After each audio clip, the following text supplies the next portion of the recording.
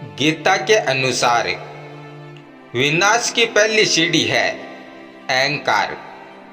क्या कभी आपने सोचा है कि हमें इस दुनिया में लाने वाले हम खुद नहीं हैं, बल्कि कोई और है। दुनिया में आने के बाद हमें नाम देने वाला भी कोई और है, और जिंदगी में हमने जो कुछ भी कमाया वो भी कल किसी और का होगा।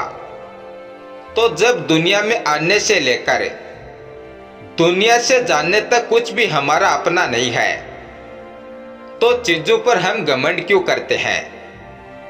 क्यों अपनी कामयाबियों पर, अपनी चीजों पर या अपने पैसों पर अहंकार करते हैं? जो कुछ भी हमने आज हासिल किया है वो कल शायद हमारा ना रहे, और अगर हमारा भी रहा तो हमारे जाने के बाद वो किसी और का होगा।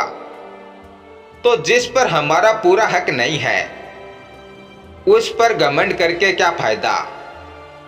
अपनी कामयाबियों और अपनी दौलत को अपना स्वाभिमान मानकर दूसरे को नीचा दिखाने वाले लोग अक्सर ये भूल जाते हैं कि जिस दौलत और शोहरत को वो अभिमान से अपना बता रहे हैं वो तो असल में उनकी है ही नहीं।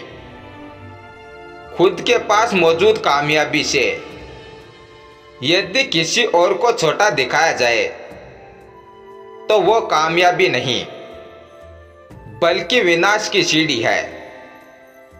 अहंकार और घमंड हमारी सोच को दिशाहीन बनाकर हमें बर्बादी की तरफ ले जाता है।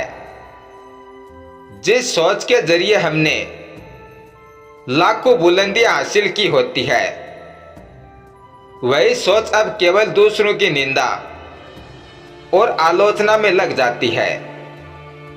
इतना ही नहीं, घमंड के नशे में चूर व्यक्ति सही और गलत की पहचान नहीं कर पाता और अपने को दुनिया में सबसे श्रेष्ठ समझने लगता है, और ऐसा करने पर उसका गिरना निश्चित है। इसलिए जीवन में सदैव विनम्रता और आदरपूर्वक रहना चाहिए। दूसरे की मदद और उसके सुख में खुश होना चाहिए, क्योंकि अहंकार, घमंड और ईर्ष्या तो विनाश की पहली सीढ़ी है। तो अब आप समझ गए होंगे। धन्यवाद।